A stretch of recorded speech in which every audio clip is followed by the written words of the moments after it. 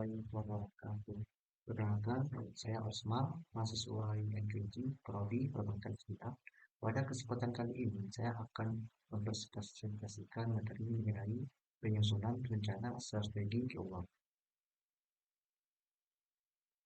Assalamualaikum warahmatullahi wabarakatuh. Perkenalkan, saya Osman, mahasiswa INKJ, Prodi Perbankan Syariah. Pada kesempatan kali ini, saya akan mempresentasikan materi mengenai penyusunan rencana strategis keuangan.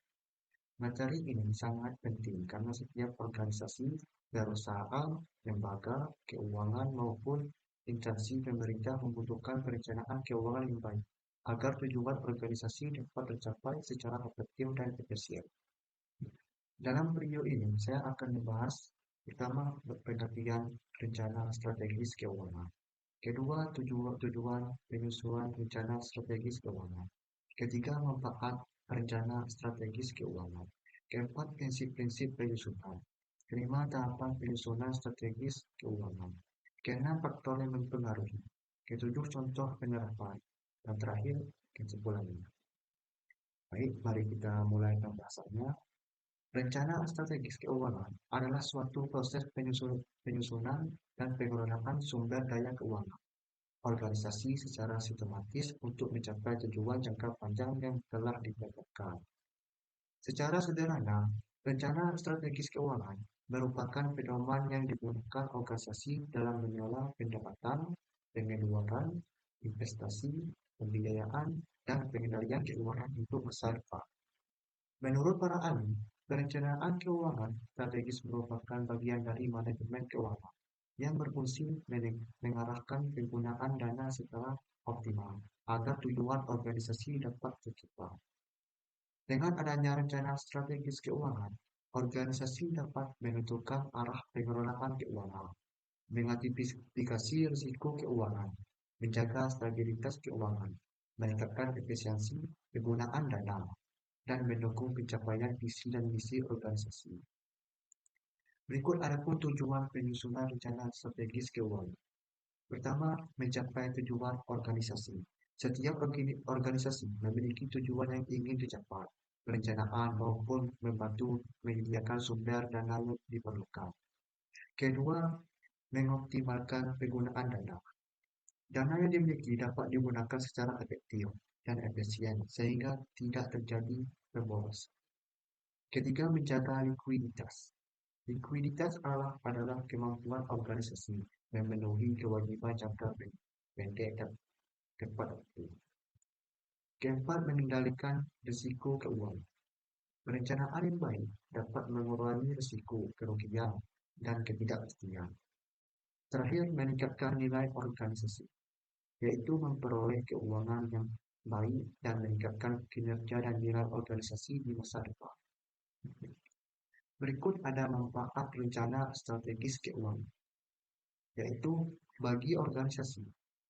Kalau bagi organisasi menjadi pedoman dalam pengambilan keputusan, membantu pengalokasian sumber daya, meningkatkan efisiensi operasional, dan mempermudah evaluasi kinerja.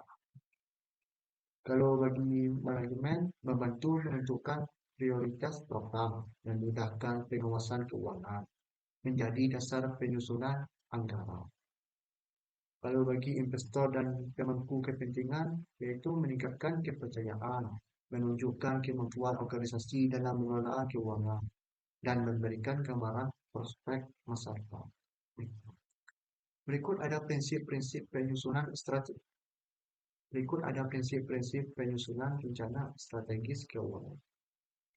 Pertama, realistis, yaitu target yang ditetapkan harus sesuai kondisi organisasi.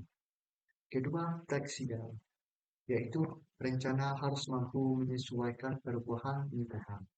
Ketiga, efisien, yaitu penggunaan dana harus memberikan manfaat maksimal. Keempat, transparan, yaitu proses penyaluran dan penggunaan dana harus terbuka.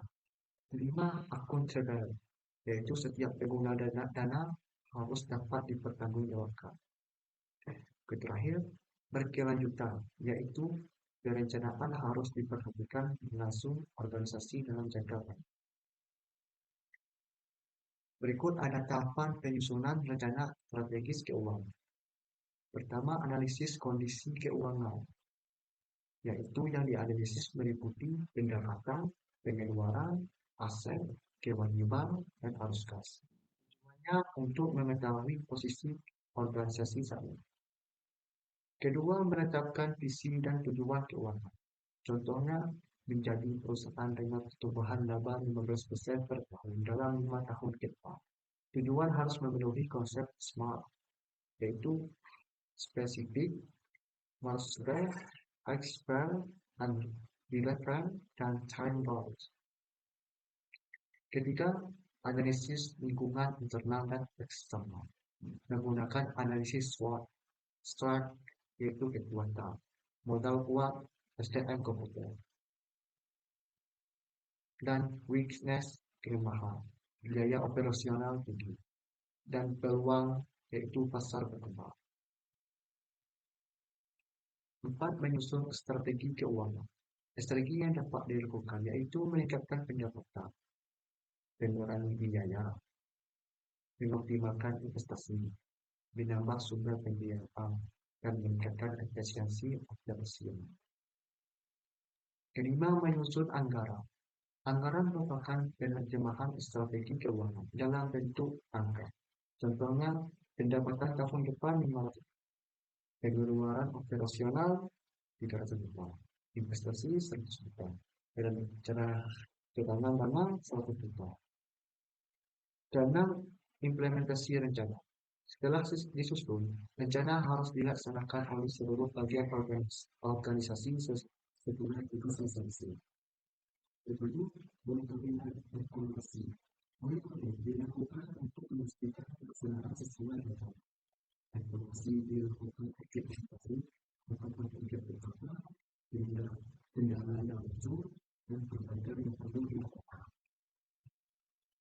Berikut ada faktor yang mempengaruhi penyusunan rencana strategis keuangan. Faktor internal, kondisi keuangan